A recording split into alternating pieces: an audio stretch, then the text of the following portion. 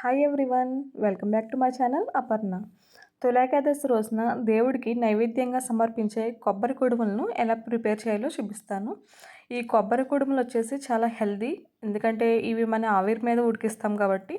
అలాగే వీటిని కొబ్బరి చట్నీ లేదంటే ఆవకాయ పచ్చడితో తింటే కూడా చాలా రుచిగా ఉంటాయి. సో ముందుగా ప్రాసెస్లోకి వెళ్ళిపోతే, ఒక గ్లాసు బియ్యపు రవ్వ తీసుకుంటున్నాను. ఒక గ్లాస్ బియ్యపు రవ్వకి 1.5 గ్లాస్ వాటర్ యాడ్ చేసుకోవాలి. ఇందులో కొద్దిగా నెయ్యి, అలాగే కొద్దిగా సాల్ట్ కూడా యాడ్ చేయాలి. వీటన్నిటిని ఒకసారి బాగా కలుపుకోవాలి. ఇలా కలుపుకొని వాటర్ బాయిల్ అయిన తర్వాత మనం రవ్వ అనేది యాడ్ చేసుకోవాలి. ఈ రవ్వ అంతటిని ఒకసారి బాగా కలుపుకొని సిమ్లోనే మూత పెట్టి 7-8 నిమిషాల పాటు ఉడికించుకోవాలి.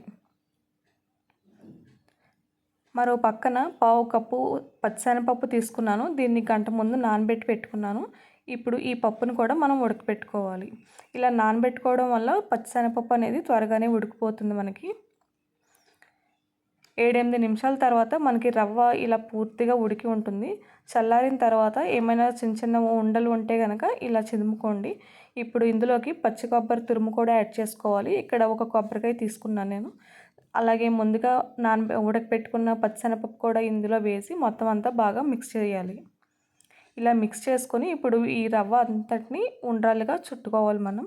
ముందుగా చేతిని తడి చేసుకొని ఈ విధంగా చూపిస్తున్నట్టుగా మీకు నచ్చిన సైజులో ఉండ్రాలని చేసుకోండి.